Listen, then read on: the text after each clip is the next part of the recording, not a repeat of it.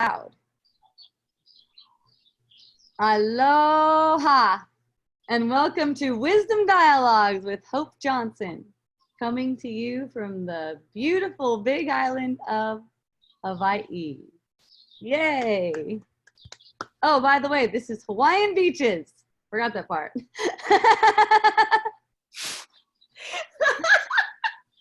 I knew something was wrong. And with I have two panelists today. I have Lori Tibitot and Gail Lynn. Gail Lynn hasn't been my panelist yet, ever. This is her first time. Can't believe it. Fun.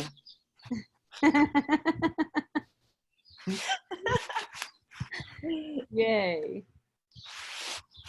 So you know that what came up really huge for me over this week was about how, you know, all the trouble people make for themselves is about thinking that they are responsible for their choices in the world, about how they seem to make decisions.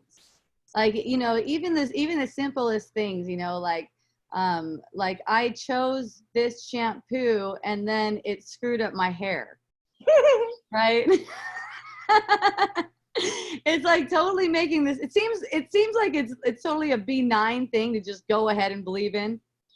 But it completely makes you into something that you're not, you know. Whether it made it good or bad, the choice was not yours, you know. Whether it turned out good or bad for you, according to your judgments, you know, the choice of it wasn't your choice to do it in this first place wasn't yours. That's not a decision that you make. At this level, the decision you make is just between whether you're going to take yourself as this limited thing that the thoughts are making you out to be, or whether you're going to be willing to see through that. Because the more you make yourself into that one who makes the decision, the more upset feelings you're going to get, and the more you're going to feel like you're stuck in patterns too. Really. The more you're going to just make yourself feel like you're stuck. Oh, I can't get out of this. All I do is sit around and clip my toenails all day. I don't know. Do you have a camera on me all day? Like, what? Do you have a camera on me all day? How'd you know? Snip, snip. All right. But it's the idea, like, you know, you make the decision. Say you're sitting around playing video games all day, you know, whatever it seems to be, you know, you're sunbathing all day and you're like, man, I need to get motivated. I need to do something different. You know, you're putting a certain kind of pressure on an individual. You might have the perception that you whipped your ass into shape. You might. But that's not going where you want it to go. You might also have a perception that you're a total freaking lazy loser and you can't do anything. Yes.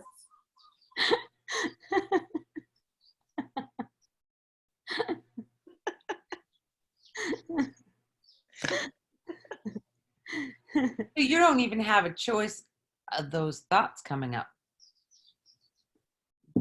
Yes, exactly. Saying the thoughts are also automatic. Saying that you're lazy, whatever, you should be doing something else and not what's happening right. That happens all the time.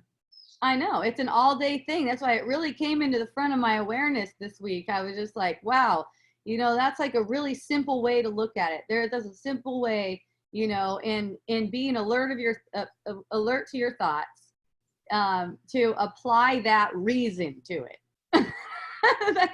This is not making any sense what I'm thinking about myself. Just applying that reason to it because it's true. It's not making any sense. It's talking about you and the illusion as if there's something you're, you know, it's making you into something that you're not. It's making you as in you're part of that illusion, and you have all this pressure on you to perform a certain way in it. Right. It's like, you know, the image of yourself is a picture. You're not an image. And you could say the whole perception is an image of yourself. Not just your body and what you seem to be doing. It's one image. It's one thing. It's one image of yourself. But since you're not that, it can't be talking about you when it says, oh, I forgot to brush my teeth last night. No wonder I have bad breath. Do you see how that makes you into something if you believe in that? Like, you're responsible for the effects that you choose on the surface in an illusion.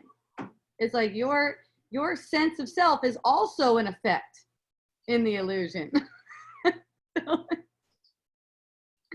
Your sense of self is just as much projected as everything else you perceive. Everything else in the projection. Your sense of self is just as much projected. Meaning it's not real. Well, yeah, that's it. That's for sure, because it's projected. And the other part of it is the image of yourself is also not real. And if you identify with the image of yourself, then you're making yourself into something that's not real in your mind. Mm-hmm. And playing that out. And we all are, myself included. Otherwise, I wouldn't be able to have this perception and be on Zoom with you guys. See? So it's like, for myself, I'm just watching these things and I'm sharing with you, you know, what am I watching now? It's not like it's good or bad or something like that, but I see this kind of thing and it's like, wow, shed some awareness on that. And the whole energy of it changes. It's not like you're trying to make things look different on the surface or change on the surface of things, but the whole energy of everything changes. The whole energy of how how you are moved, how you're moved to express changes. Because you're not guilty. You're not holding this guilt. It's like it's dropped. It has to be dropped.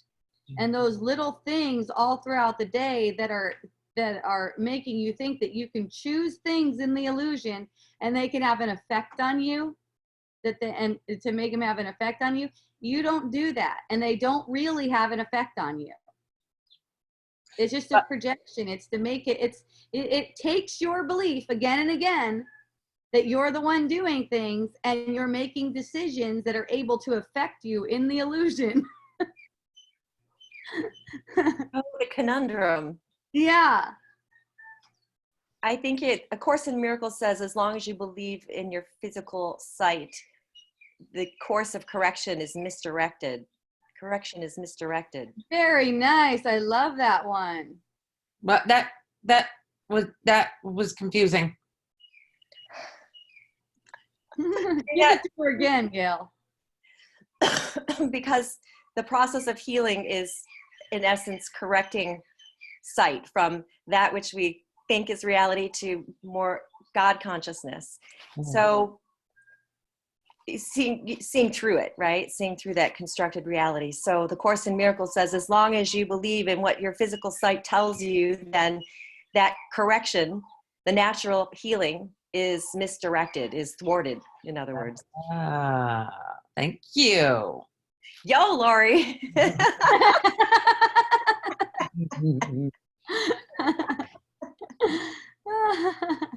I love you.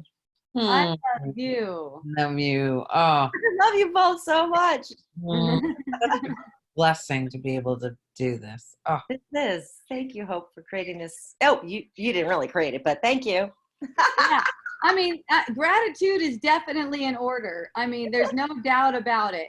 When you're able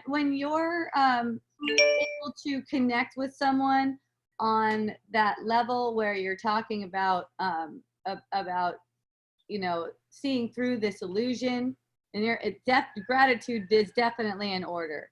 And you know, anyone where you know they've gone further than you can see that they've gone further than you, in a matter of, you know, undoing the mind and everything like that, it's like, yeah, of course, gratitude to them for that. Not that they have a choice in it, but they are sharing and extending love with you, which you will also do, you know, in return with everyone else, you know, and you will also receive the gratitude. That's just the way it works. You know, it's like we're not really capable of doing anything, but that choice that we're making for truth, and, you know, and also the willingness to share it, which you can't help that either. You really can't help that when it has to be shared in some way. However that is, it doesn't have to be wisdom dialogues, but it definitely gets shared, you know. But the thing is that the thing that this reminded me of, and that it was just brought to the forefront for me, is, you know, that sense of someone is like sort of like in awe of you, like, I'm not like you. I'm not like you. Like, you've got something I don't have, you know.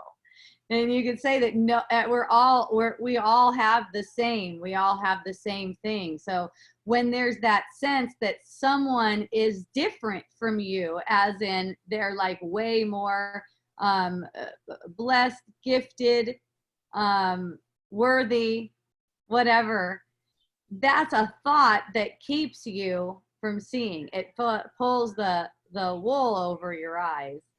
So, you know, it's like anyone who has something to share with you, who has some wisdom to share with you, they're more like a big brother or big sister. Like, you know, kind of like when I was a teenager, I would tell my sister, okay, this is how you deal with guys. Like, I've already been through this shit. You know? It's the same kind of thing. It's just like you've already been through that. You've already been through that kind of undoing the mind, and you know, it's sort of like that. It's not like you're not like them. You know, you're not exactly like them, because in this very instant you can have all the release. There doesn't have to be a process. There only appears to be a process because of misbelief. It's like self-doubt.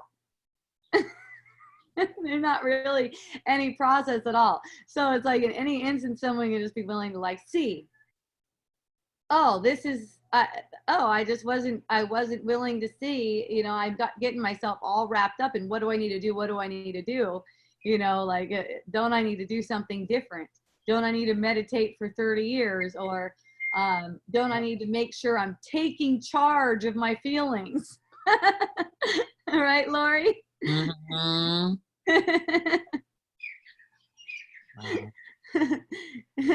I had my granddaughter's mom called me this week. She was a mess yesterday.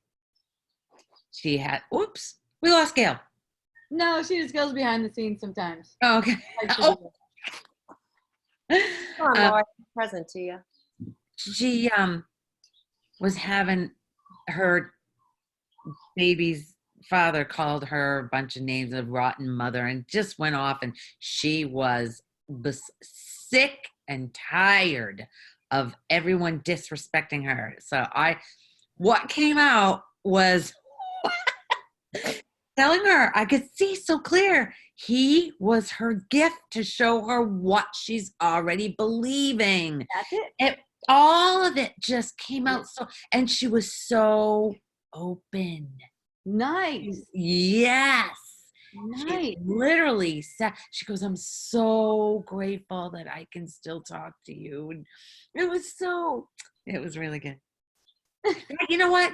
That lights me up when I'm talking with other people about it. And when I'm with people that aren't asking for it or anything, and when they're bitching about whatever, I'm stifling it and it feels awful. Okay, well, here's how you approach that. That's your projection, that you're the needing to stifle it, right? And it's also your projection that they're even there like that. You don't even see them clearly. And the only reason they're arising to you like that is for forgiveness. So it's just whatever upset that stifling feeling, it needs compassion. So when you stop thinking about them, then you're able to get the compassion for yourself.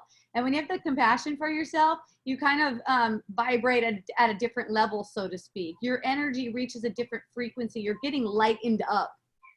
You know, you're like, your energy field is lightening up. So you're attracting different people. Okay. And you know, attracting isn't really even the word, it's projecting, because it's always projecting. You know, attracting is for the mind that thinks they're out there. Okay, if you need that word, that's cool, but there's no one out there like that. It's projecting. So that means the people that you're looking at right now that are being really shitty to you, they're either going to change their ways apparently, or they're not going to be in your body's energy field anymore, which means they're not going to be being projected onto your field of experience. That's how that works. So it's the same. So you're not going to find yourself hanging out with those people that much, is what I'm saying. You're just not. Okay. That's how that works. They're there for that. So you give them that quickly, and your experience of them quickly changes. See? Okay. Allow yourself to have the relief quickly. You don't have to wait. Right now. I'll take it right now. Thank you. Or you can wait a day of suffering, because Hope came to visit me, Lori, this weekend, and man, when she left, it's like there was a spiral downward. It was just like, she's everything, I'm nothing. Ah, That's And and I ended up in bed and miserable and like yelling at my dogs and telling Matthew off, and there was That's so cute though. Yeah, I know. But the funny part about it is I'm saying, Matthew, if you could just embrace everything that's occurring right now, and You're talking to yourself. there'll be less suffering. There won't be any suffering. And I'm like, ah! Do you love it? You That's love exactly what I needed to hear. Yeah, you're telling yourself exactly. I haven't left you. I haven't left you. It's just because I'm not in your physical space. You know, you still get have the energy of it with you for always. Mm-hmm. So you know, you and you see, it's like you're so aware of it. Your awareness is so heightened of it. It's like when you're saying that to Matthew, you're saying it to yourself and just using him. yeah. Oh, I use them a lot. Same here with Peter. Same. Yeah.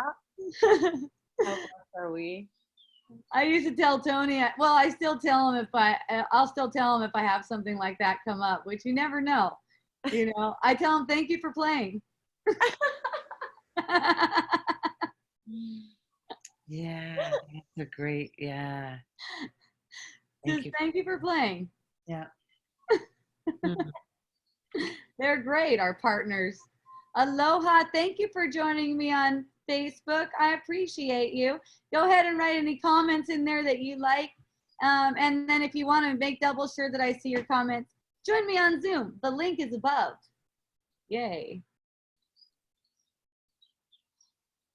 So I have Goda. Oops. Let's get her on here. Allow her to, oops, what happened to her? Goda. She became a panelist. Nice. Woohoo! No, she didn't. Just Oh. kidding. I don't know where she went. Yay. Oh, here she comes. Okay, so I'll go. I know she likes to go on camera. What's her name? Goda. Goda? She's Godessa on Facebook. She might go by Godessa sometimes. But it says Goda on here.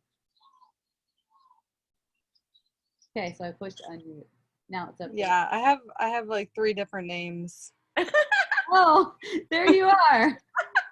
Hi. Okay. Am I on camera? Oh, We can't see you, Goda. Yeah, I can't see myself either. let me see if I could do it. Ask to start video. I asked Oh. you to start your video. Interesting. Hi. Goda! Hey, it worked. Hi. That was perfect timing. Yeah. So, I came to Hawaii like, Mhm. I don't know, a couple weeks ago now. Yeah. And I noticed I have been experiencing some restlessness. Like, as soon as I got here, all of a sudden, it feels as if there's still so much I want to see in the world, and so many more places I want to travel. And I even want to redo that hike, like in a couple years, the Pacific Crest Trail. And I don't know what's been going on, just this restless feeling, like I'm dissatisfied. And I know it's not about that, but it's just, Why don't you know what's going on? Like, what do you mean?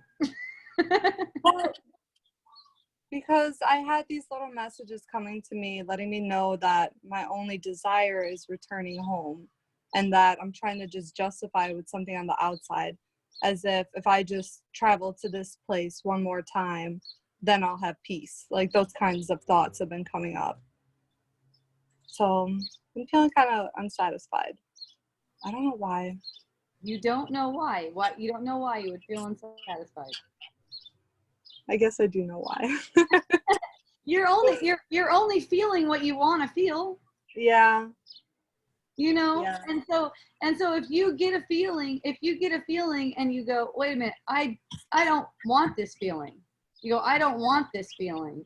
Then okay, you can change your mind. You can change your mind and decide you don't want the feeling. But then you also have to be willing to give up what is all these thoughts. Yeah, the justifications. Yeah, Yeah. all these thoughts, they're not meaningful. If traveling is what you need, then traveling is what you're gonna get. You don't have a choice in that. Yeah, it's You just like don't- what I'll find myself doing. Mhm. But it's right now. It comes down to right now in this moment what you find yourself doing. Are you fully in it, or are you in a dream? You know, in the dream world with your thoughts, thinking about if you're doing it right. What you're Yeah. doing right, if what you're doing right now is really the right thing, is really what you want to be doing, that you know, that doesn't allow you to be fully engaged in it. Just engaged in the experience that you're having right now. Yeah. And I noticed that I'm distracting myself by thinking about it so much, rather than how you said to just be with the feeling. I notice that's been coming up a lot. Yeah, that's all it is. I mean, that's why it's called the pursuit of thought, because Yeah. these thoughts that are impersonal are just being presented to you, you know, to get you to buy in, to get you to basically give it your energy, aka give it your power.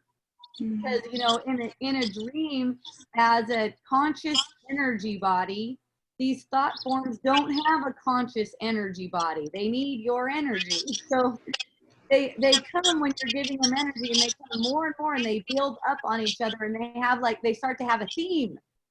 In this case, it's what's Goda gonna do? Settle down already? She hasn't done all the shit she wants to do. You know, that's the theme. Yeah. See? I know. Oh my, it's so funny when it comes out of your mouth. I don't know why. So light all of a sudden. Good. Because it really is that. It's like a lot of thoughts about, you're 24, why aren't you settling down? Like, come on, stay in one spot. It's a freaking joke. Yeah. See how it goes back and forth? It's all conflict. Yeah. 24, you need to settle down. You need to get responsible. You need to get a job. And then on the other hand, no, I'm a free spirit. I'm not done yet. There's so much I want to see. If I do what I'm doing right now, I'll never get to see them. Yeah. So spot on. Well, Whereas when you just let it all settle, say traveling is the thing for you. Traveling is the thing for your path, or whatever, however you want to put it. You're just going about doing your thing, enjoying yourself. The next thing you know, you're like, I'm going to this place. You know, Yeah. now I'm going here. It just kind of like happens like that. You don't Yeah. you don't have to fret over it. You don't have to seek after anything. Yeah, that's it. Yeah, that makes sense. Yeah, because I see where the motivation arises, and then all of a sudden I just start thinking about money, and I start thinking about, I don't know, my parents' thoughts and stuff like that, and I don't let that motivation guide me. I don't Yeah. just go with the flow. You notice when you get a thought about money, you mean you notice more Yeah, about money? yeah. As soon as I notice like thoughts about scarcity or something like that, then I'm like, oh, I can't travel. Like I don't have whatever. Just it's all over the place You right now. see how it extrapolates itself. Yes, So yes. when you start becoming really aware of that money thought, it won't even get to now I can't travel. It'll be silly. That wouldn't even be the logical outcome. Yeah. I mean, just the thought I don't have money is completely for awakening. It's that feeling like, oh my gosh, I don't have enough. It's like, oh my gosh, I'm not enough. Good, thank you for presenting that to me. You know, you get that you get that feeling of scarcity. I'm not enough. That scarcity consciousness through any thought about money. So you know, you don't find yourself, eventually you don't find yourself following it to the extrapolation of now I can't do something. Mm-hmm. Mm-hmm. Do you see what I mean? You can stop it before it even gets to that. That's the next thought. You don't have to even let it get to that next thought, because that very thought about not having money is only to bring up a scarce feeling, and that's why there's the thought projection. Are you starting to see how there's an order to this? Yeah, it's like that circle you taught me. Yeah. Like the self-belief creates the thought projection or the feeling. Yeah. Oh, you drew something up on that. I did. I didn't get a good look on it. I saw it on Instagram. Yeah. Give your Instagram. Give out your Instagram. Good Vibe Goda. Good Vibe Goda, right? Yeah. That's called Goda. Yeah. And she drew something. It looks like it's pretty intricate. It looks like she put a bunch of different little sentences to define what's going on there, so you can get a visual of this order of how it goes. Mm-hmm. You know how it goes from the mistaken self-belief that's before the world to a feeling to a thought projection. And you can see very clear in the case of the thought, you know, first comes that feeling like I don't have money, right? And then the thought projection, now I can't go somewhere. Yeah.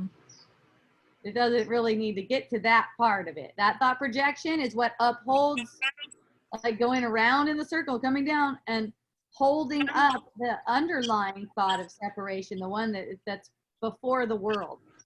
You could say it's behind the world is another way of saying it. Yeah. Thank you for these reminders. It always seems to help when it comes out of your mouth. Yay! I'm so happy to hear that. I'm glad you can help me bring it up like that, and it helps everyone else too who has the same kind of question. So yeah, we appreciate you very much. And Hope always says, enjoy the show. She said all weekend. Just yeah. You're not doing anything, so enjoy the show. And so enjoy your Yeah, show. that's really helpful too. Being the observer of everything. Okay, well, I'm gonna go eat lunch with my pastor. So perfect timing. Yay, I love you, Goda. I love you too. I'm sure I'll see you shortly. Okay, aloha. Aloha.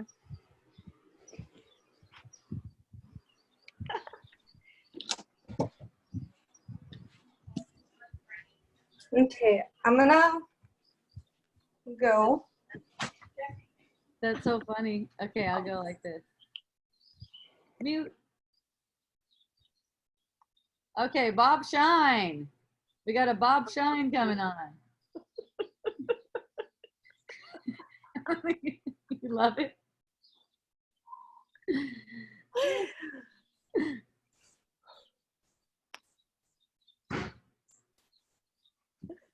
Bob has sign. I know.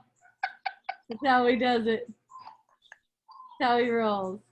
Oh, there I am. Can you hear me? Yes, we can. That Bob Asinine guy. So what a thrill to see you, Gail and Goda, and all of you lovely ladies. I'm so honored to be in your feminine power presence today. And Yeah, if let's- you wanna be around, if you wanna be around awesome women, come to Wisdom Dialogues. It's like all awesome women. And Bob. Yay. yeah. So, am I now a panelist? Oh, yeah, I guess I am. Okay, well, thank you. Good. So then, yeah, I can see who's on and everything. You know what I noticed So- this weekend, Bob? Bob, you know what I noticed this weekend? What's that? You're kind of like a father figure to me. You're kind of like my dad. It's really how's awesome. that? You gotta go check him out on Facebook. His name is it Dwayne Weiler, Duane. I only don't know because he uses different names. One of them's Dominic. But how is that? Something about your mannerisms, and also you quote the Bible. Oh, so that reminds me of your dad? My dad, yeah, it's fun. I realized that Okay. this weekend. I said, "Oh, thanks, Bob. That is so sweet. What was so sweet? You doing Oh. that dad, surrogate dad." Oh, okay. Well, yes, well, that, it's great to channel the Father consciousness. That's what it's all about. That's what Yeah. Jesus did, channeled the Father consciousness. Aloha, Lori. Thank you.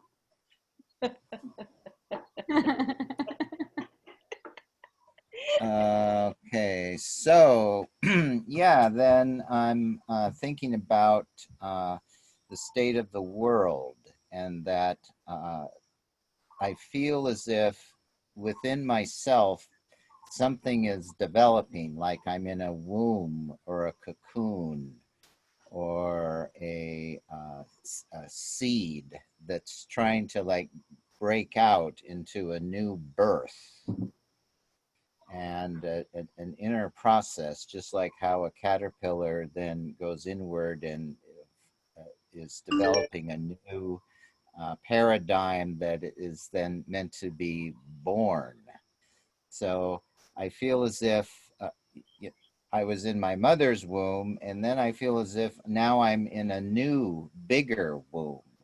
I call it the womb of Mother Earth, that we have to feed upon the earth, the food, air and ground. But And that's all illusion. The mother's womb and the earth womb, that's all an illusion.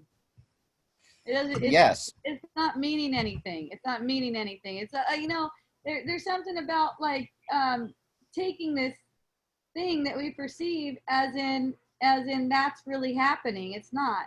It's just you could say it's symbolic. You could say it's symbolic of your awakening. See what I mean? yeah, it's all symbolic. But see, the thing that we're being born out of the dream into reality.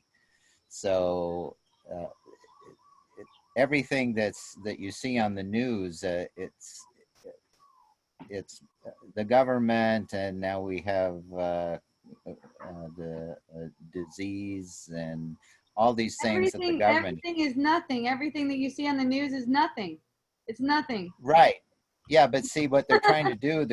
They're trying to squelch out human life. No, Bob. See, here's the thing. There is no they. There is no. There's not a they doing something. Lori said she hasn't watched it for 25 years. Lori said, "Don't watch the news. It's nothing." what the fuck? You don't need those thoughts. Yeah, but the thing is, if there's something on that when you're in the mother's womb, when it's no longer hospitable, then that's when you're forced out. You're forced into the new birth, and so that's just it. I feel as if the Bible talks about the new heaven and the new earth, that the old order passes away. Behold, I make all In your things new. perception. So In your yes, perception. yes. So this is what That's the big this is. part. That's the I'm big sharing. I'm sharing with you what's being born in my perception. That this is. So That excited this about is. that. Yeah. So if you're one with Christ, you're one with the vision of Christ. That this is the Christ vision. The Christ. Destiny for humanity, that the Christ consciousness Okay, wait, is consciousness of all mankind. wait, Bob, because you're going on something like this, okay, where there's something here to be seen. There's definitely something here to be seen, okay? This illusion is not going to play out like that as a story to where it's just going to disappear. It's just going to be seen through. It doesn't need to play out like that. See, when you're looking at, okay, here's the thing. You start to look at a process that is apparently happening and become hopeful for that process that you're perceiving. And see, the process isn't real. The process isn't real. So when it comes to right now that's why these kinds of things, they become distractions. Because see, they're getting energy from you. They're thinking about this kind of stuff, like how the world is unfolding and stuff like that. So they're getting energy from you. They're getting that energy. When that energy it's really being diverted. It's kind of like a trick. It's being diverted into this thing that seems to be going on in the world, which for a lot of people, that's not even in their world. It's not relevant. Most of the shit that they say on the news, people don't even like have an experience of. You know, I find out what's on the news. That's like a completely different world to me. You know, Yeah. so it's like it distracts and it's a diversion. It's taking thought energy, basically creative energy, you can say, because that's where you could be making your decision for love, basically. See, what happens is you have these other things come up and come into your awareness all day long that get unnoticed because there's so much energy going to this thing that's about the world that does not mean anything. That image that you see on the world and the way it's playing out and everything, it doesn't mean anything. It's not going anywhere. And it's not like the illusion is going to play itself out into some like happy illusion. It's going to be a happy dream for you because it's becoming clear. You're seeing through it. See, this outward thinking with the astrology and stuff like this, this is what I see as being a hindrance to people. It's that we're looking to the outside for some kind of change, and the change really comes from the inside. It's like, and that change isn't looking to the outside to show me evidence on the outside, because you know the evidence is coming from within. Even the showing you evidence, then that becomes your projection. See, it's still up to you. It's still always up to you. You're the only one who could make that choice. Yeah, well, I myself don't. Bob, did you see what Lori wrote on chat? Yeah, I don't watch TV. I just watch, YouTube and Facebook. So yeah, get on YouTube and Facebook. That's where I go. Yeah, That's so where the real I stuff don't. is. That's where the action is, man. Yeah, well, I don't give any power to the external world that I'm a victim of anything, the government or corona disease or all that kind of stuff. But you see that it's an indication of that old order that's passing away, that's on its way out, that it no longer serves anyone or anything to be in that reality. Well, maybe it does, though. Well, it does, and for me, it does, because it's an impetus for this rebirth, and an impetus for that the womb is no longer hospitable. It's time to leave, as you say. Gary Renard put it perfectly in the book, The Disappearance of the Universe. That the old order, this old universe, is to pass away, and that we come into the oneness of love, of union and creation, instead of the apparent world that we're shown of separation and destruction. There's fear, which is separation and destruction, and love, which is union and creation. So the world that wants to create separation and destruction contains the seeds of its own destruction. It's Sure. destined for what it's meting out to the world. So that's what I see. They're trying to mete out destruction, but then that's going to destroy their order of things and create the new heaven and the new earth. The dream will pass and will awaken into the reality that you talk about. Yeah, that kind of stuff, that kind of stuff, it's not really interesting to me. You know, what's a lot more interesting to me is, you know, how are you in, you know, in your experience, how are you meeting that? You know, how are you meeting that? What you see about the world and the stories about it and everything like that, that's just so uninteresting to me. It's just, it's kind of like dumb. You know, it's like when the news comes on, it's like, who is this even for? You know, like it's kind of like dumb, irrelevant stuff. What's way more interesting to me is like, why is that shit interesting to you? Like, what kind of a charge do you get off of it to get into this thing, as in it's something real and meaningful? You know, it's not anything. That's the thing. To me, it's not anything. So it's like, how are you meeting those sensations in your body's energy field that are insistent on making that shit real? That's what's interesting to me. Well, I don't really see it as real. I just see it as an indication of a transformation. I don't buy into it. I'm not a part of it, but we all are at one time or another. I think you're hopeful. I think you're hopeful. It seems like you're hopeful that it's an indication of a transformation. You know, who would know what it's an indication of, anyways?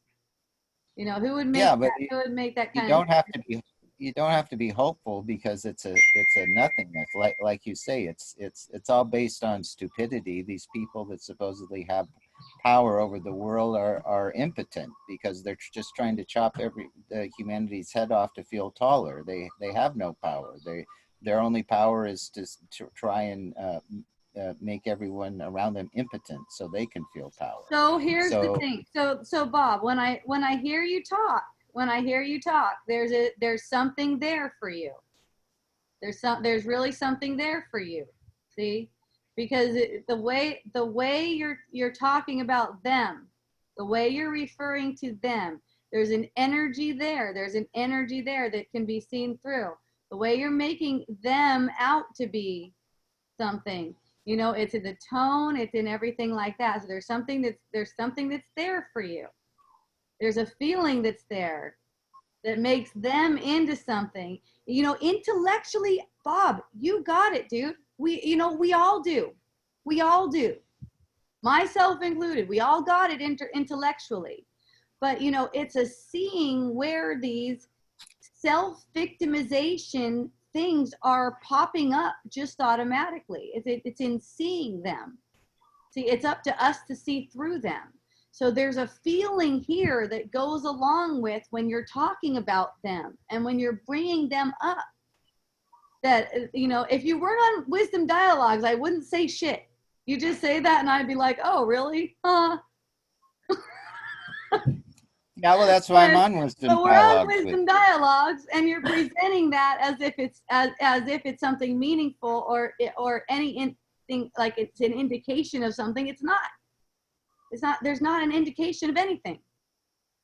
No one knows what that means. You know, that's something. It's like there's a hopefulness there, and I know that there's no reason to hope. That doesn't mean that there's not going to be a hopefulness arising for you to see through. See, I already know that you know that, but also, you know, there's something there. There's something there that's asking for some light, some awareness. That's all. This whole thing, this whole idea of these people and what they're doing, it'll completely get dropped. You'll get on to something else that doesn't have to do with what other people are doing or trying to see indications like that.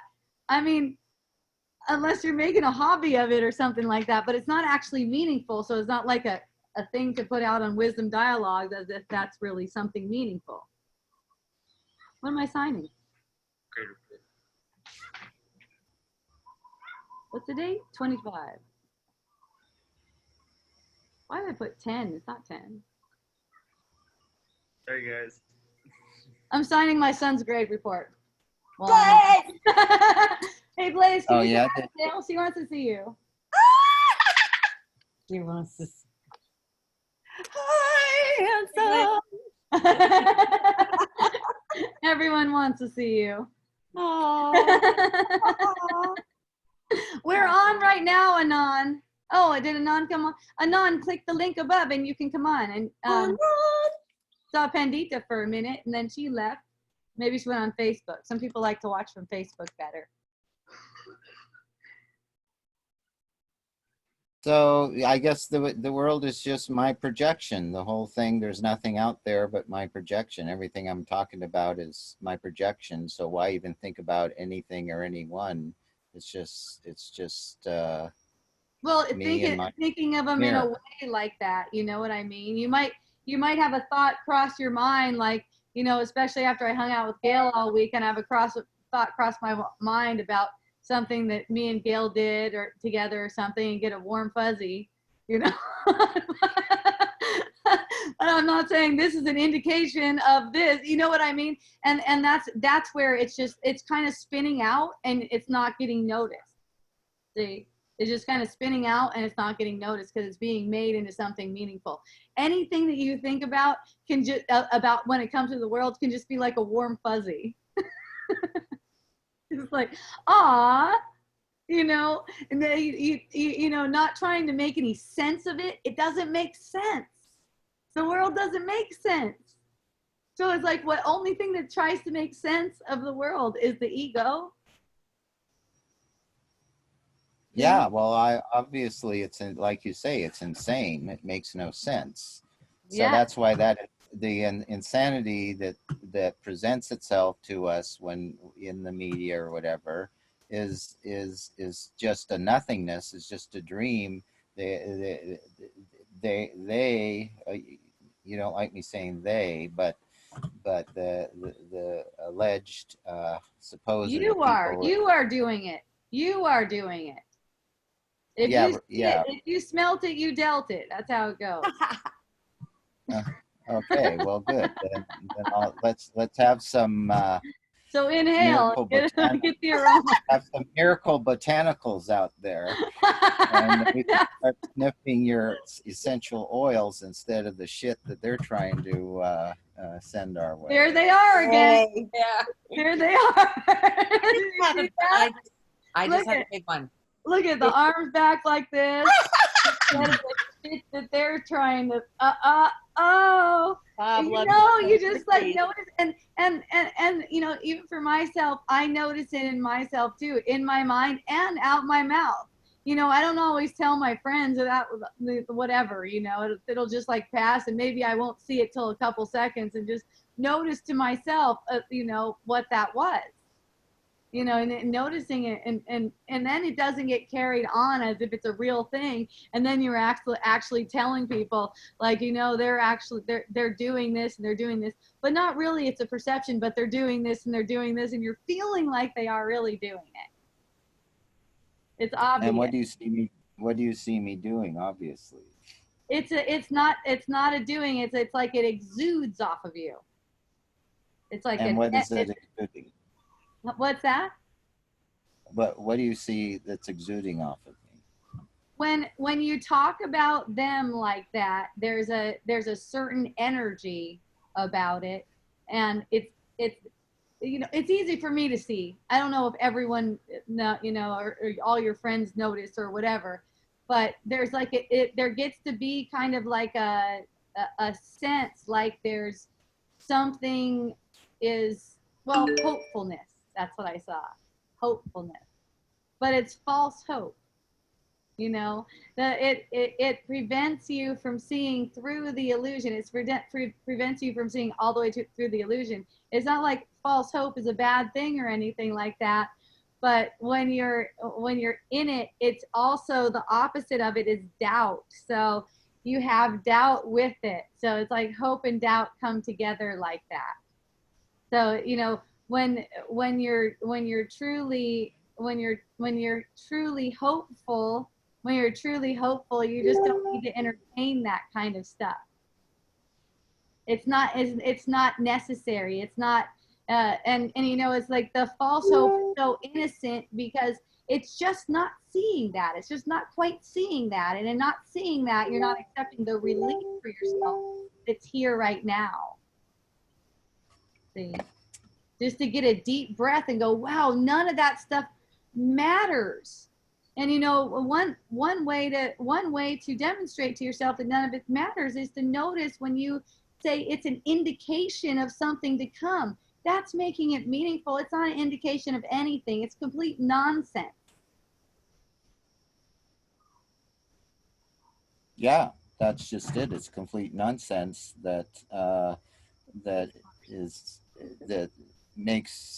a nothingness that is the precursor to that departing to where sanity is restored to myself and to all that I perceive around me.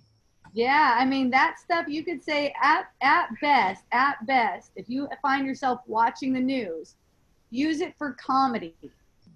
That's the best it can be. That's what comedians, they take it and make jokes out of it. Yeah, that's what it's all for. See, that's the transformation is from fear and worry to laughter and to see the comedy. You know, that's what comedy is. It's because it's your mind playing out, and you know, it's like you think that they're out there, you know, not intellectually. Intellectually, I know, you know, intellectually that they're not out there. They're coming from within, but you are thinking that they're out there, kind of like, in one way of saying it would be subconsciously. There's a feeling like that, and you know, you're still conscious of it. You're just like, it's like you're hiding it from yourself. That's what these defensive mechanisms are. It's like you're hiding them from yourself so that you can keep the illusion upheld. So it's like you pay attention to your tone and how there's a sense of victimization at certain times, even though you know you're not a victim. See? Great. Well, thanks for helping me see that. Yay. I love you. Yeah. Yes. No need for a victim. No need for an outside world. No need for what they show on the TV or YouTube. It's just what am I projecting? What am I creating? Who cares what they're creating? You're not projecting. Well, look, you're not projecting it from a standpoint like you're guilty for it. You're projecting it like as in, this is awesome. I can get this lesson right now. Because whatever you're making of them in your mind, whatever they seem to be trying to do in your imagination, that's about you. That's not about them. It's not really about you, but your mind thinks it's about you. When you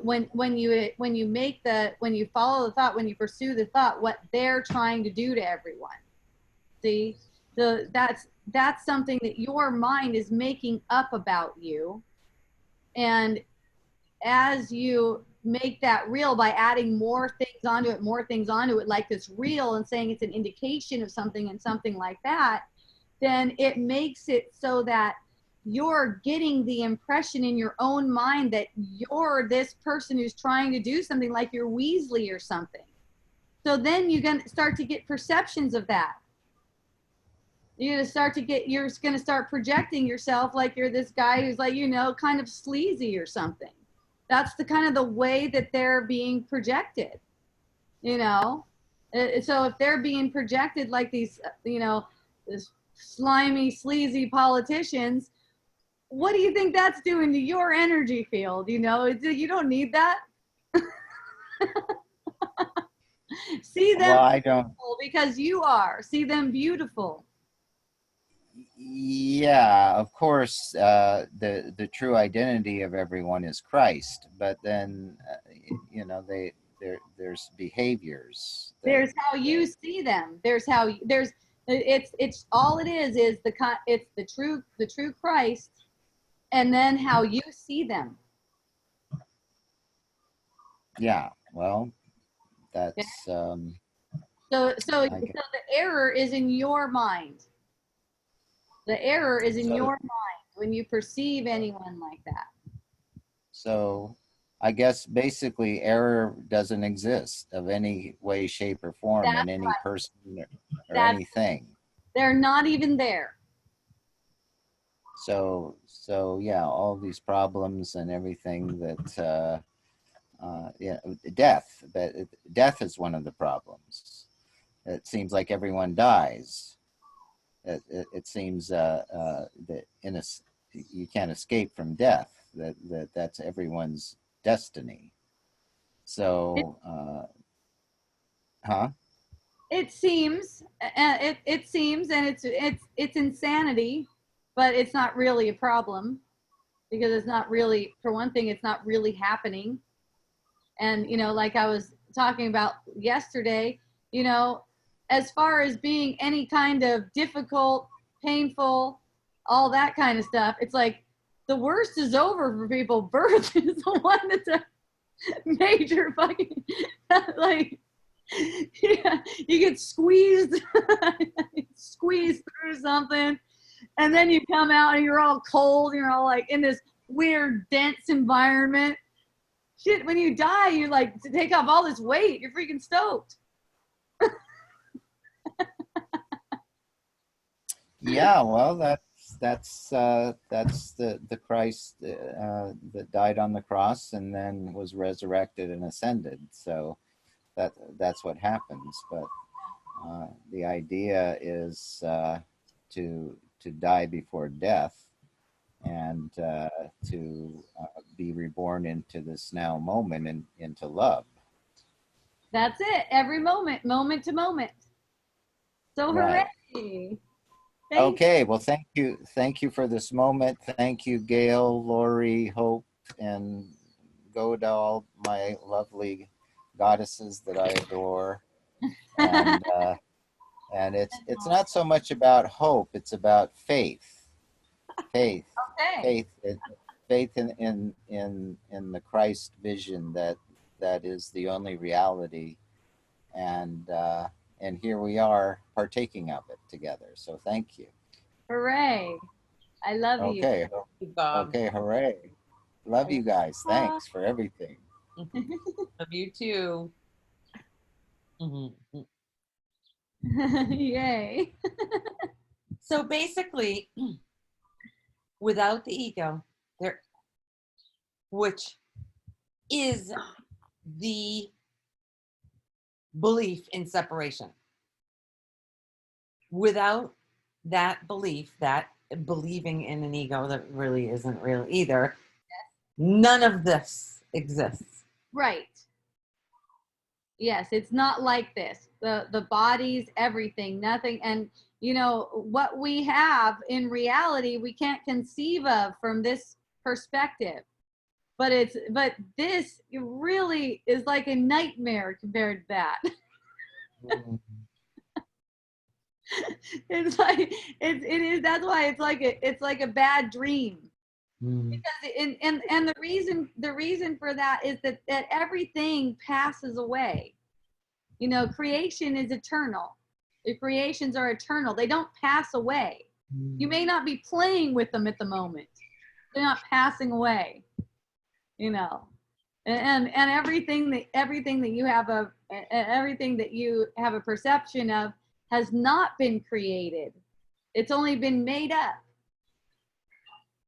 There's no creating here. The only thing that's close to creating, the only thing that gets close to creating is that choice. You know, you're choosing to see through, like we were talking about with Bob. You know, he was pretty, well, he seemed to be anyways, pretty committed to that idea that there are people that have things, they're doing things.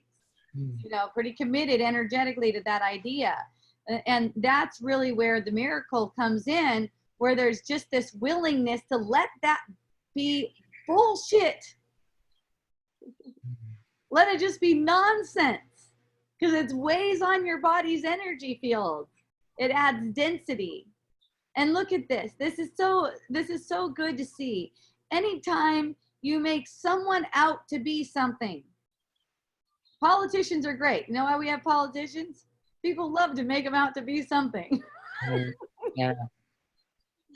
It's fun. Good, bad, right or wrong. Right. Yeah. Oh, it's Yeah. great. Yeah. Slimy, sleazy, you know. And that's so that could be projected because of feeling about that way, of feeling that way about oneself. See? Ooh. And not wanting to know about it. Not wanting to know about it. That's why it's hard for people, you know, when you start sensing, well, I should say it's hard for the ego, really. It's not hard for anyone. It just seems hard because when you start sensing this this feeling of this feeling of sliminess and something to hide within, it could be painful to look at because of identification as an ego. Because of identification as if that pain and that yucky stuff in there somehow has something personally to do with you, which it doesn't. But the ego is murderous. So it's always looking for someone to attack. Even if it sounds like really airy-fairy kind of spiritual, you know, they're just going to be, I forgot how it was put, they're just going to be made obsolete. They're just going to be made obsolete. Okay, so is everything though, including your body. So, like they're going to just get what's coming to them. See, you're talking about yourself again and again and again.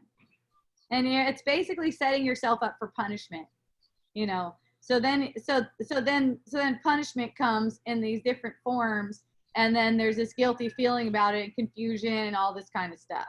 Oh, it must be from my childhood. You know, people go to that. No, it's not from your childhood. Right now, you fucking think there's people out there that are doing something against people, against you, against people. And, you know, if you intellectually say, oh, I know there's no one, but you find yourself engaging in those kinds of thoughts, get the feeling, because there is a feeling there projecting that. It's time to get the feeling. It's not about shoulds at all. Just get the feeling and it'll resolve itself. And these things won't even be any problem. There won't be any kind of meaning for you. Okay, let's see what Lori K says here. I consciously choose upbeat music. No, you don't consciously choose anything, Lori. You gotta get off of that one, girl. Okay, look. You don't consciously choose or seek, okay? It's no problem. There's nothing to be sorry about. I'm just playing around most of the time. You know, it's like I'm just joking around. It doesn't mean that you have to do anything. You don't really have a choice in that. That's the thing. See, it's just these kinds of trains of thoughts. These trains of thoughts. It's a rise. So one way of looking at this, it's occurring to me. I seem to be choosing upbeat music. I seem to be seeking old romantic comedies. Just don't believe it, because you're not making that choice. Just like Bob isn't making a choice whether or not he's going to watch the news. He is making a choice whether or not he's making that meaningful. In the same way that you would be making a choice and whether you're making these apparent choices about upbeat music and all that kind of stuff is as if you're making it meaningful. Because if you're making it meaningful, that's making you into something that is capable of making a right or wrong decision. Okay? Follow that. If you make yourself into someone who's capable of making a right or wrong decision, you have imprisoned yourself. Okay? So that's why I like to point that out to people. Don't boast. Don't boast. If you find yourself boasting, that's okay. That's okay. Don't follow those boastful thoughts because you didn't make any. That's why, one Bible verse comes to mind, not by works of righteousness which you have done, but by the grace of God you're saved. Okay? So that there's nothing that you can do right or wrong. If someone likes to watch the news, that's not any problem. What makes it into a problem is taking it as if it's meaningful. Okay? Even if we take what we do as meaningful. Okay? I remind myself to watch my feelings. Nice. If I feel my energy turning to negative, I choose not to invest emotionally in the film and invest in my moment of having the luxury of a great old movie at my disposal. I return to how fun! What a fun scene to play out. What a fun scene! I love it. I return to love. I sometimes have to remind myself to do so. Yes, always. And she says she loves you, Bob. She loves you from LA. Lori K is joining us from LA. Thank you, Lori. I appreciate you. I feel like what is on TV, etc., is a smoke screen. Yep, it's just like the whole illusion is the smoke screen. You could say the TV is kind of like symbolic of what's going on. The whole illusion, what's arising before your eyes, is kind of like the TV screen. Okay, it's not something separate. Oh, thank you, Mantha. Mantha said she likes my look. Aloha, Cynthia. I love you. Thank you for being on Facebook. I understand the technical thing is a little much. Yay. Pandita, do you want to come on with me? If you want to come on with me, raise your hand. My sister Pandita is here. Gail, is your favorite look to date? How fun. I'm a cowgirl. That's so rad. You turned me into a cowgirl. The shirt, everything. It just works so well. Yeah. That shirt. Yeah, it's a great shirt. It's Lima. Yeah, Lima Design. Is that Etsy? No, she's not on the Etsy. She has her own website. I got her stuff at Ecstatic Pants. I know you girls won't mind that I'm doing this right now because Put it on. You're doing what? oh, I'm looking her up so I could tell you guys where to go for these awesome clothes. If I can find it. Never mind, because I don't know. I have to take this shirt off and look at it. Look at the boobies. You like my Grab boobs? your boobies. They look good. Woo! They look pretty.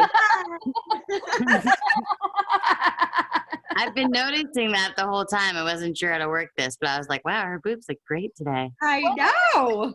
Top. Right? Let's check these tops out. They're good. I'll give it to I guess I'll give it to you later. I thought it was Lima. But maybe Lema. Oh well. Hey Pandita. Hey there, how you doing? Are you coming on camera? I don't know how to do that. Pandita, do it. Oh God, I'm like in the bathtub, so probably not. Oh, I want you Even better. All right, fine, I don't care, whatever. Let me turn on the light. Hold up. That's Broad and Bob and whoever's on Facebook.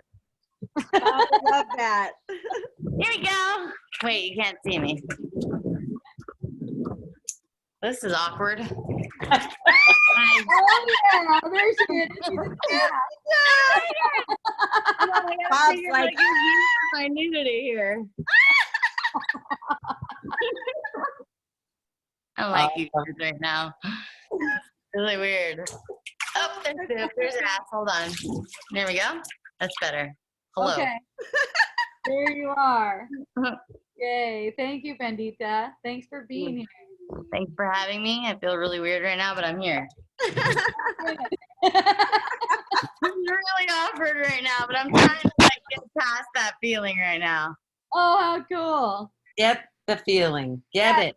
get it. Yeah, like embrace it. Sort of like almost like you're giving it a big hug in your body's energy field. Okay. Yeah. Feel You guys that? gonna get in the bathtub too, or what? What's that? You guys gonna get in the bathtub with me too? That'd be great. Oh, Rita. Thanks for the invite. Oh, There we go. Got this Little on. Good. There. Nice. Hey, this is a blow up bathtub, you guys. Check it out. Oh my God. Loa. I don't have a bathtub in my house. So I bought the blow up one. It's pretty awesome actually. Yeah. Cool. I have what is it? Pink Himalayan salt minerals in the water. Nice. Pretty- Huh. Clearing my energy field. Listening to you guys talk. That's, that's awesome. Did you want to? Did you want to have something? Say something, or did you just want to say hi to me? No, I just like to listen to you guys. I mean, I have been lately very I feel angry and irritated with people like they're trying to like cause me to not be successful in my life because I'm going to school and doing other things, and I feel like everyone's like issues get in the way. Like I'm trying to help everybody but not helping myself, but I know that that's not true. Yeah. That is just something that I'm deciding to feel. So I just listen to you talk and you guys go on, and kind of helps remind me that I'm choosing to feel this way. So just Great. taking a bath so I can choose to feel differently. Yeah. That's pretty much it. I love it. And having some bait. Yeah. I'm vaping it up. Vape Yeah. and bath. Why not? I'm taking communication classes at school, which is pretty awesome. Okay. Super fun, talking about a lot of different stuff. Talking about the left brain, right brain. I realized that I think more like a dude, which is very interesting. So that's fun. That's fun. Me too. Yeah. I feel like Yeah. I feel like I just like Try stole more salt with the vodka. what? Bob just said try more salt. Oh my God. The whole world's watching me take a bath right now. This is really awesome. I'm going to start a YouTube channel, Pandita Taking Baths. Let's all Pandita join Taking in. There you Let's go. all join in and talk about how much salt is required for your bathtub. Feel successful and cleanse your aura. So Pandita, here's how it goes. The actual taking of the bath is not your choice. See, you made a choice before that. You made Yeah. a choice before that to get a sense of relaxation, and then the bath arises. Yep. See how that? Yes. It's like first there's a choice, and an opening for peace, and then things are allowed to come in like that. And I'm telling you, I know you know, but let me just tell it to you anyways, so that you know I doubly. like it when you tell me. It's great. that those people that seem to be holding you back are giving you a great gift, and I see that you're using it, and I appreciate that you're using that gift and not taking it as if you're a victim and they're actually holding you back. Yeah. Yeah, I definitely tend to go into that idea that I'm a victim, and it's just like, oh, I should be getting this or that out of life, and I should be at this place in my life, and if it wasn't for this, that, and the other, I would be. And just like sometimes I just get like, I decide to get caught in those ideas, and it's just like, it's so simple to make a different choice. It's just like, I don't know, like you like to do it for a while. You're just like, I'm just gonna do this for a while, but you don't really tell yourself that. You're just like, oh, this sucks. Why are these people doing this? Why is this happening? But then it's just like, yeah, you know, it really is kind of a choice. And you're just like, all right, damn. Well, it's comfortable for the ego to think you know what's going on. And when you think you know what's going on, you think that they're actually trying to do something to you because that's what you perceive. Yeah. Great story. Great story. And then you see though, it doesn't matter how long you follow that along. It's only in this instant that it gets released, right? Like Yeah. it It doesn't Yeah. matter. Like, you can hold on to the thought that, oh no, I've been following it too long right now, and Mhm. then not get because of that. Yeah, same difference. You're still a victim. But the fact that you decided to stay there for so long. Yeah. Yeah, it's like you're still Yay. doing the same thing again and again and again in these different ways. It's just kind of like looping around and Yeah. making it in a different way. That's why I love having you as my sister, Dopey. I wrote about Oh. this in my have you heard of a polygrammus or polygrammus? It's someone that like is a mentor to you, someone that you can look up to. Anybody ever heard of this word? No? Oh, okay. Well, I wrote about you in my thing. We have to talk about who are people that are mentors to us and who are people that are not. And it was interesting because I put you, my teacher, and Oprah. I really like Oprah. Her story is really, really fulfilling. Love her. Me too. Yeah. Yeah, she's awesome. And then I put the people that are not, and it was even more interesting because it was like, even though I said they're not, they actually are, because I said like certain people in my family or whatever, but I said that they show you exactly what not to do. And then it was like, well, actually, they're kind of my mentors too. So everybody becomes your mentor. Oh yeah, yeah, definitely. Yeah. A And- moment of gratefulness for you for saying that. Oh, thank you, Pandita. I appreciate you. Love you. I love you. guys too. And that cute blonde Gail down there with all her dogs is so cute. I also really love your pajamas. They're fabulous. Same. I was spending the weekend with her, Pandita, and she gave me acid. I did acid for the first Oh time. my God. Yeah, Mom told me. I was like, oh my God, dude. Oh, what happened? In the morning, she FaceTimed her and told her about it, freaked her out. Yeah, she's like, oh my God, Gail, you're gonna make her go insane. You guys have fun? What did you guys do? Did you like have a circle on the beach or something and dance around? No, no, Gail didn't do any. She just gave it to me. You did it by yourself? Yeah, it was rad. I loved it. Mostly I just listened to A Course in Miracles and meditated. Wow, that's pretty cool. She It stayed was up amazing. all night long. She did All not- night long. I didn't even sleep. And then in the morning, I walked out and I looked at the sun. It was awesome. You walked out and you Sounds what? really awesome. I looked at the sun. I told my daughter I was doing it, like right when I was doing it. She just happened to be calling me, and I told her, and she said, "Mom, you have to look at the sun in the morning. Just get up and make sure you're looking at the rising sun in the morning." And it was rad. It was super colorful and awesome. That's awesome. Yeah. The last time I did acid, I was 15 and I was sitting naked in the middle of the street rubbing my boobs for whatever weird reason. I remember that. I was like, I why want the that fuck? LSD. It was really weird. I was like, why the fuck am I sitting? Why did I sit in the street all night and like rub my boobs in the middle of the street? So like danger, sexuality, and hallucination all at the same time at 15 years old. It was really A lot weird. of people associate that stuff with danger. Shit. Well, being in the middle of the road. I mean, being in the middle of the road, like a car could have came at any time, but for some reason I felt like I needed to be in the middle of the road. Right. Really cool. Very strange. No, it's a beautiful experience. I'm very grateful to Gail. It was so That's cool. pretty awesome.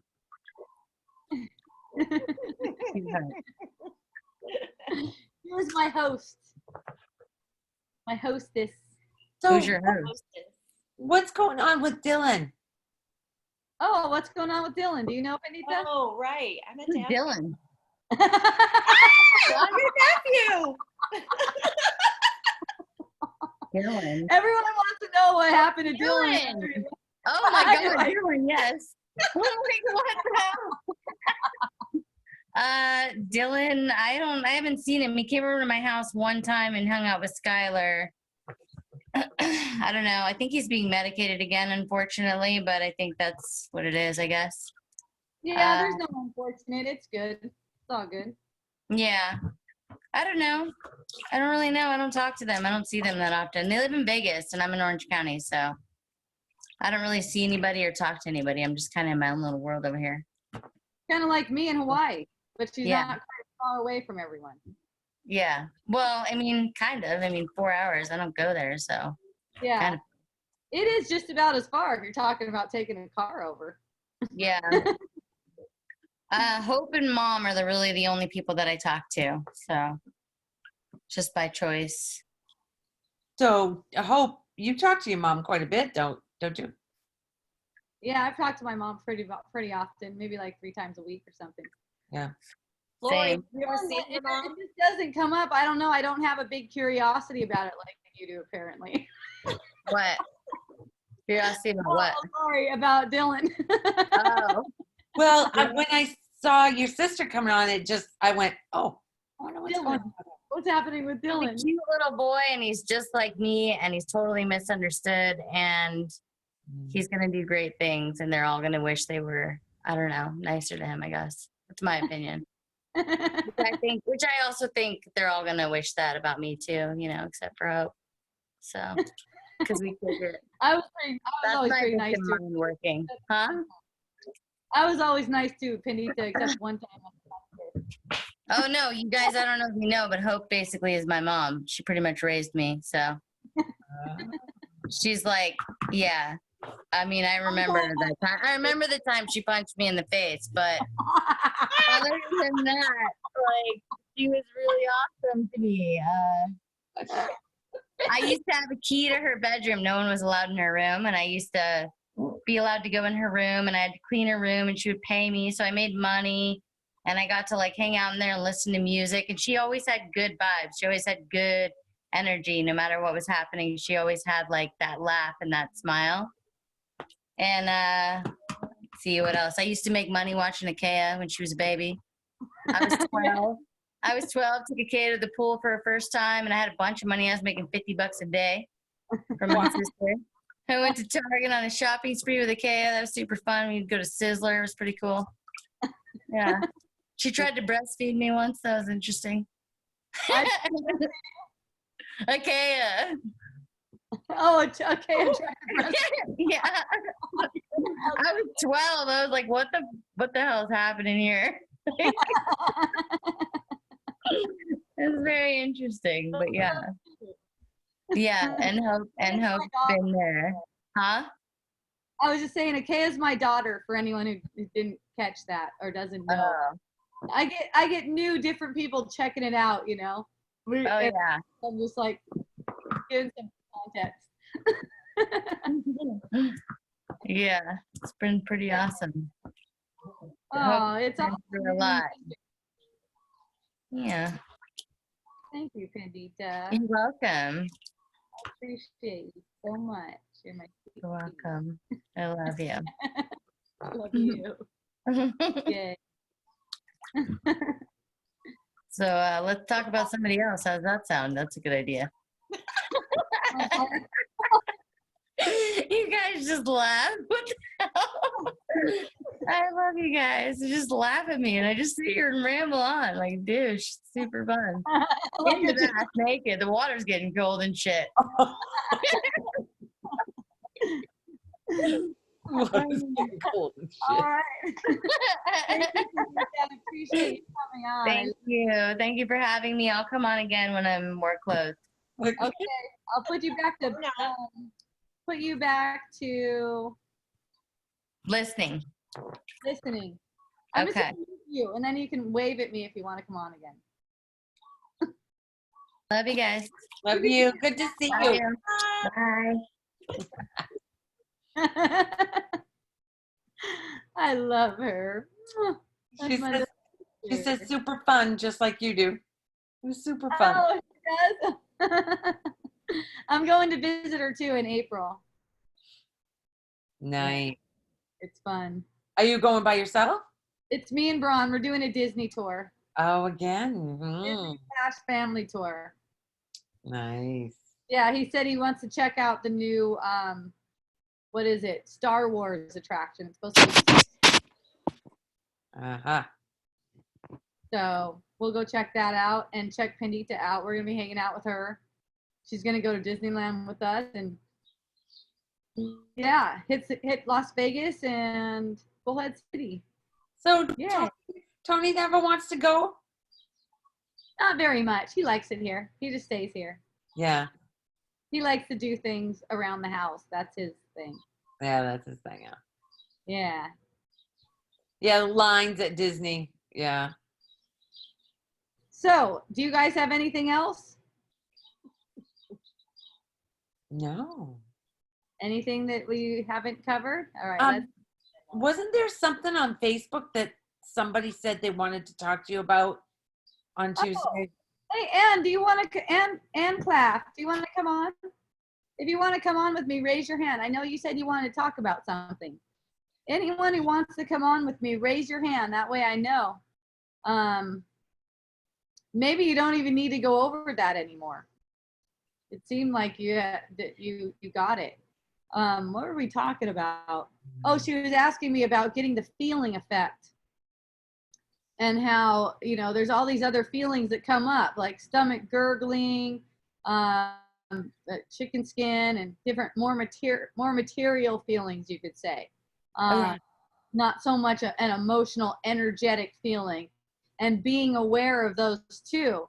So yeah, you're just naturally going to get more aware of all of the different sensations that are arising. So then here's the order of it, though. The way it goes, it arises first as an emotional kind of sensation, basically love or fear, okay, and then it plays out, and then that plays out on the surface. That plays out on the surface of the body sensations, like the chicken skin and all those different sensations. They're to specifically make the body seem real. See? That's how the thought of separation is playing out through the body. It's not that it's bad to have those kinds of feelings or anything. That it's nothing like that at all. It's really a matter of noticing what those feelings are meant for, to the ego, like why those feelings are being projected, why you're having these physical kind of sensations, and they kind of tend to draw your attention away from the feeling sensation in the body's energy field. They tend to draw your attention away from that. And it's not, again, like a bad thing to notice the more material feeling, especially if you're caught up in some kind of a thought pattern, and that's how you're pivoting your attention. You're pivoting your attention. Let's say you're pinching yourself. I've told people that before. That is a more material feeling. So if you can't sense your body's energy field, if you can't sense that because you're such a shitstorm of thoughts, that's why I say pinch yourself and get that feeling. So it's not like it's bad or wrong. And then at the same time, you're not all the way to like the first manifestation, which is that feeling upset. And it's kind of like you have to feel it to heal it, because you have to feel that sense of being upset and know that you don't want that to accept another interpretation, and be open to seeing that you're worthy of feeling joy, which is basically, that's just contrasting how you naturally feel. You could say naturally feel, even though naturally doesn't really apply, but how you would feel but for the thought of separations. That's why it's important to put your attention toward getting the upset feeling, because that's how you can ask for, you can know that you want the healing. That's how you know you want the healing. And then you can be open to it. So you can't be open to the healing unless you know you want it, right? So if you go along with, there's people out there, for instance, doing things to people, and you're getting an upset feeling, you're hoping that it goes a certain way, but then there's some doubt in there, you're getting that upset feeling and you don't know it, then you're not asking for the healing, because you don't know. So that's the thing. No matter what, you're just going to naturally become more aware of all the gross physical sensations as well as you weren't aware of. And I mean gross is in GROSS, heavy. They're heavier, they're a denser sensation. Chicken skin, for instance, is a denser sensation than, let's say, the feeling of anger, okay? Because it's a physical one. You may not recognize that you're angry too. That's the thing. You might not recognize that you're doubtful, and you might not recognize these things. So it's like, look to the more subtle feeling. It's more of an emotional feeling. It's movement of energy, not making any kind of dense physical sensation. See, so those are, but it's not like you're doing it wrong. Is if all you sense is the chicken skin, you might sense the chicken skin plus some kind of upset tightness in your belly or something, or a fear sensation. You might notice chicken skin, like I get chicken skin sometimes when there's a sense of, whoa, that was a big relief. It's like it's like whatever it is. It's like whatever you feel on the surface, or whatever you feel on the surface as a more dense energy, that is reflecting an emotional kind feeling, love or fear. It's reflecting. Okay, so that we're looking at the emotional kind feeling, because whenever there's fear, there's an opportunity to ask for another interpretation. My sister's blowing kisses at me. I can't help but laugh. So sweet. She's out of the bath now in her bra. She's making headway. Yeah, she's looking at, oh, that's a whole shirt. Look at her. Ooh, Pandita. Yeah. Wisdom Dialogues has just gotten uber sexy. Yes, it has. This is Your outfit and her nakedness. yeah. Bob's monologue is sexy too. What's that? Bob's monologue? Is sexy. Don't give him any ideas. No, Bob, you Don't didn't give hear any that. ideas. You didn't hear that, Bob. Yay. So this feeling, what about heat in the body? I can feel it coming on, and all of a sudden it's hot all over. And I'm trying to, or there's a wanting to be aware of what is causing this.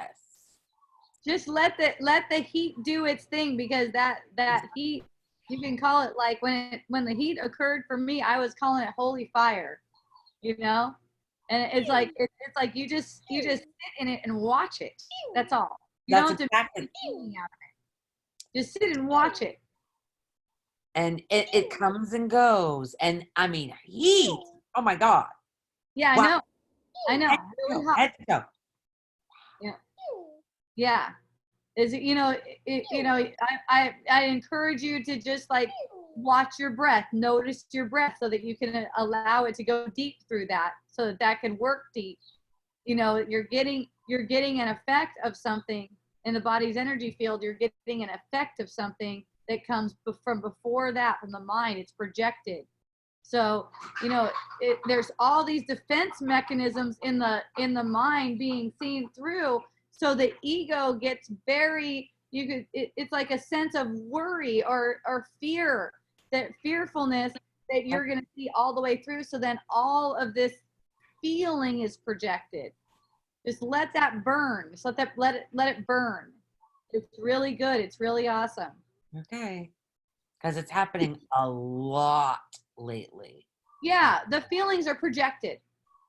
Okay. The feelings are just projected. Just let it go. Just let it burn itself out.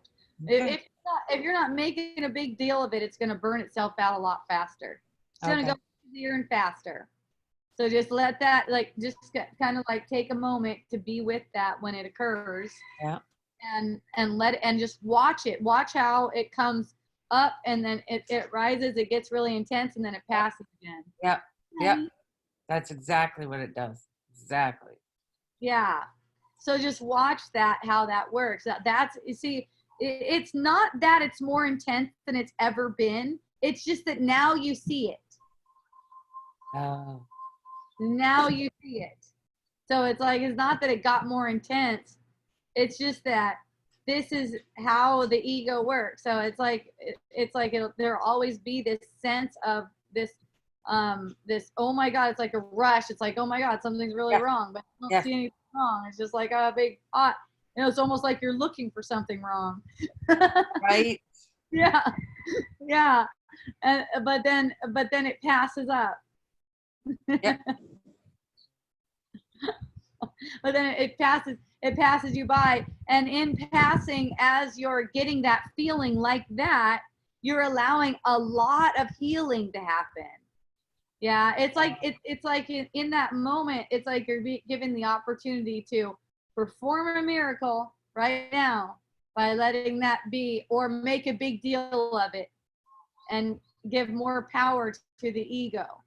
You know, you just let that feeling rise and fall. It's really nothing. Just like the news, for instance, it's really nothing. It's like it is like the news, because it's like the ego reporting to you. Look, Yeah. look what's going on over here. Look what's being done to you. Yeah. Okay. I Yeah. like. So, Bob, gosh. Okay. Lori K, it is my ego that I think certain foods bring on that kind of heat. Oh, yes. Yes, it is, Lori. Yes, it is. There's no way. This is another thing we've been talking about. I didn't bring it up on this show at all, but I brought it up a lot yesterday. I'm going to post that one from yesterday pretty soon here. So yes, thinking that certain foods make you feel a certain way. That's another way that you attack yourself. You make yourself into being vulnerable to something. Those foods do not bring on anything. And no way the foods affect the mind, okay, for one. Foods don't affect the mind. The foods don't affect the body. No, not in any way. That is all projected. That happens to me, but I am grateful because I sweat intensely like my own personal sauna. Nice. That's awesome. Why do I think it has to do with specific food? Because that gets your attention on you being the doer now, because now you have to make the right decisions on what to eat. See?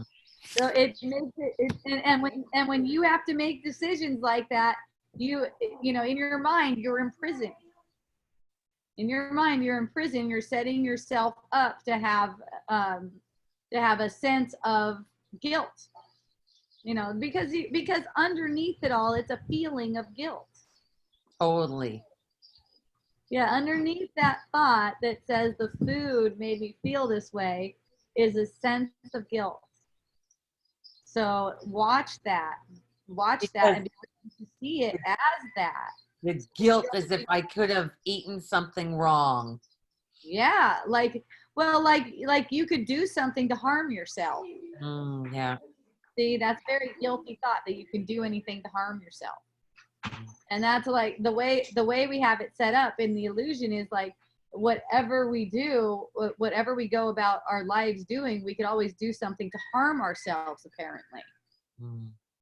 No. And that's not really possible. The harm, even the harm that we perceive apparently happening on the surface, is a projection of a mind that thinks that way. It's not really that you caused anything to happen. Just like, you know, even if you drink alcohol, say you got a bottle of alcohol and you're drinking the alcohol, yes, it seems to have effect on you in itself as the alcohol. But the alcohol and the body that seems to be getting affected by the alcohol is coming from the same mind. It's projection of the same mind. So it's kind of like a magic trick. And that's the same with any kind of meditation too. Like, so Lori said, right, like I'm supposed to have a certain food. I see how it is part of the illusion. Good.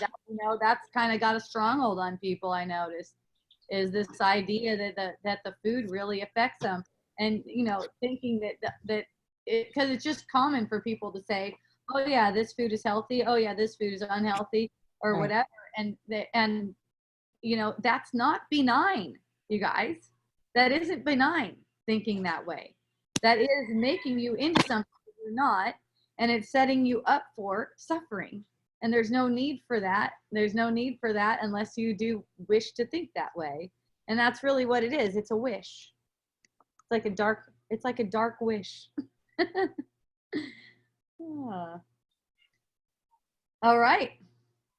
I Why think would we wish that when it is painful? yeah, because of wanting to be separate, wanting to think that you can create this world that's separate from reality. So there's all these different thought structures built up to make it like it's so. So it's like as if. Hi, little Mansky. It's all like as if this is true because you're separate. See? So we set it up to make it look as if we are separate. Look, there's the proof. There's the evidence. I drank wine and now I'm drunk. I took acid and now I got a trip. Right? Right. Yeah. So it's like as if those things really have an effect, but they really don't. So, you know, in noticing that for yourself, that it's a projection, it's like each of those things is like a magic wand. That way you don't get caught up in, you know, the idea that you have harmed yourself. You've done something to harm yourself. That's where it comes in. See, if these things really have an effect on you, then you can harm yourself with them.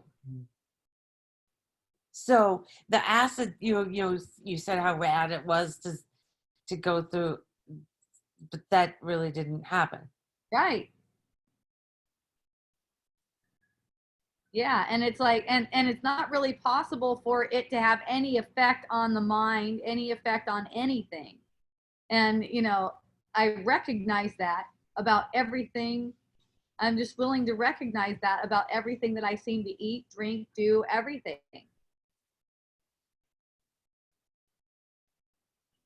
Because, you know, you ask why? Why, Hope? Why would you want to recognize that? And it's because it doesn't give my mind any kind of, I guess, devices to use as if I can harm myself. Because that's where the guilty concept is. It's like, oh, don't do it wrong. You can harm yourself. If thinking you can harm yourself is what sets it up. It also sets up illusions of harm all over your perception, all across the board. Just thinking you can harm yourself. Thinking you're capable of harming yourself, or thinking you're capable of harming someone else. It's a very guilty thought. Okay, we're getting the perception that all these different things have effects, but that is not the truth of it. That doesn't mean you have to prove it to yourself by eating glass or something. Right. It doesn't mean you have to try to prove it to yourself. You're not doing anything wrong by, let's say, following a diet that you think is the most healthiest in your perception. But you're hurting yourself if you think that that food really has an effect on you, and then you're projecting onto other people as if they need that diet too. Mm. Then it's like, but you're not harming yourself in a way, in a physical, material way, and you're not even really harming yourself with it. Basically, you're setting up illusions of harm. You're setting up illusions of harm, and setting yourself up to react to those illusions in a way like they're real. Even setting up illusions of harm isn't a problem because there's no harm. But what makes it a problem for you is setting yourself up to be reactive to it as if it's real, and to get really scared. Like you're setting yourself up to be scared. It's not so much in the manifestation. The manifestation doesn't really mean anything. None of them are good or bad or anything like that. harmful, not harmful. Basically, what's harming, what's causing that illusion of harm is the idea that seems so bad is real to you. That's what's making you really upset and confused. See? So it's like setting yourself up for an upset feeling, really. That it seems like you can't see through again. So, what made you want to take the acid? What? Nothing in particular. No. It's not really like that. I mean, I'm watching a movie just like you. I had no idea that was gonna come on. I'm gonna unmute Gail. I muted you, Gail, because you were talking to your dogs. It was cute. I unmuted you now. Yeah, it was just, and you know, it wasn't like planned or anything. That's okay if it is planned too, no problem. It's just, yeah, Gail's like, I have some acid, and I'm like, oh, I've been thinking about trying that, and okay, tonight's the night. Yay. So you never tried it before? No. That was your first time, though. Yeah. Yeah. I see Bendita, sweetie. Wait a minute, she's talking to me. Let me. I'm good. No, you're gonna. No, I won't be. Benton wants to say hi. I didn't want to. Hi. Hello, Benton. I didn't want to. Okay, I muted him again. He didn't even want to say hi.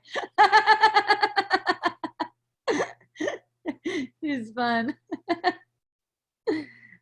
Yeah, so it's a movie playing out, and even the what made you want to do that is not really relevant to me.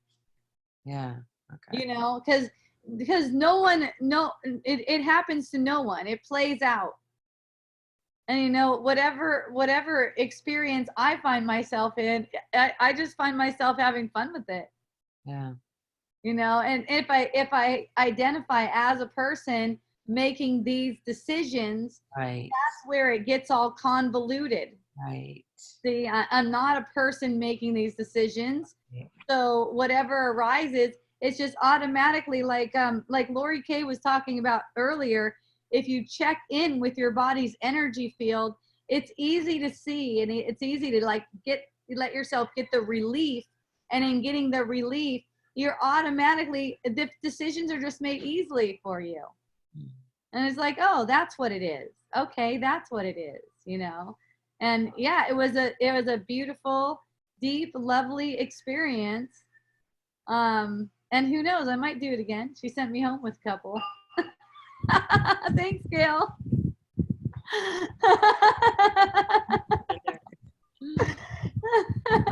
Look how sweet and pretty she is too. Right? Gail, the drug dealer. I know, not funny. Never guess. Yeah, she's all beautiful and shiny. That's funny. Come take drugs. Happen to have some. I have other friends too that, you know, you just like they're into these different things. I'm like, whoa, really? And they don't seem like they would fit like the stereotypical way. That's so I fun. really enjoy these types of substances from time to time for the express purpose of exploring, like just Yes, me letting the too. veil drop and seeing what else is available, and colors and thoughts and sensations. It's not really a I want to get fucked up kind of thing. But if it were that way, I guess it would be okay, just as much as I like eating Snickers and make that okay. Well, the benign, you know? edibles for me expand my mind. Oh, I love it. I do. You love expanding your mind, and you use it, and you use edibles for a magic trick. It's perfect, you know, and really that's what makes it healthy. You loving and enjoying it, you know. That's what makes whatever it is healthy. That's what gives it that healthy. I mean, the Snickers can be just as healthy as anything. You know, if there's that enjoyment of it. It's just that when guilt is attached to something, and you know, here's a really sneaky guilty thing, is where you feel like you have to explain or defend your choices or decisions. Mm. Like you feel like you have to explain it at all. What's that? Like Cheez-Its to my mom. I love What? You ate a Cheez-Its. whole box of Cheez-Its in 2 days? She says, but I didn't tell her it was 2 hours. I had Cheez-Its today too. I remember when your mom got kind of scared for us that day when we sat outside smoking in the sun and we got sunburned. She's like, what? You ladies are way too old to be doing something like that. You get wrinkles. You should know better. Wow. That was great. Oh, if only she knew I was having cigars on a regular basis. Yeah. Yeah, I went over to Gail's house and man, Gail can do some smoking.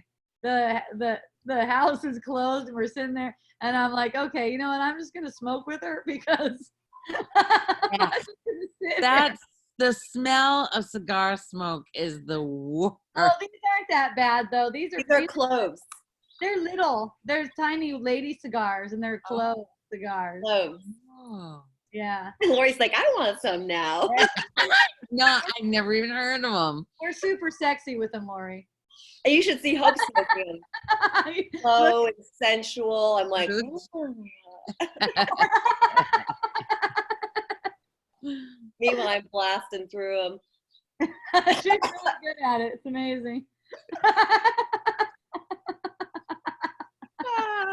Will that help me get a job somewhere?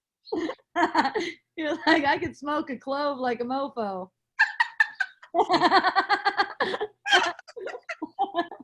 I know how to look all spiritual and smoke cloves really fast. Hire me.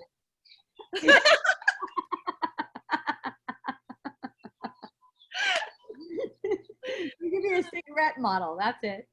Oh. Yeah.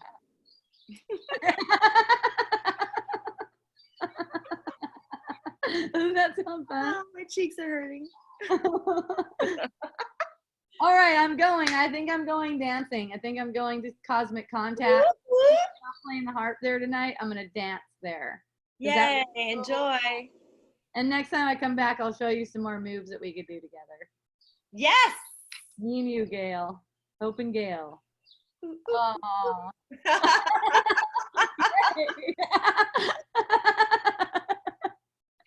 Wear your outfit to dance tonight. That's gorgeous. Okay. I will. All right. I love you, everyone. I Love love you. y'all. Bye, much. guys. Everyone. Mwah. Mom, Bobby.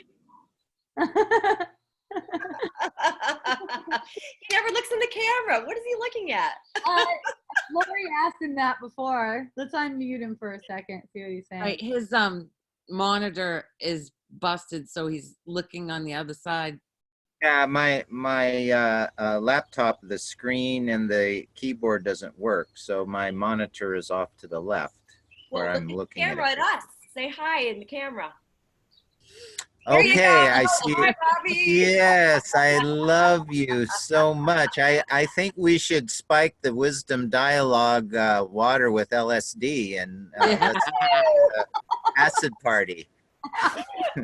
That's a good idea. I'll be there. All right, just throw your tabs of acid in the water next time you come, and we'll have a party. I love you guys. Yeah. I love Bye. you. Thank you. Mahalo. Ahui ho. Oh,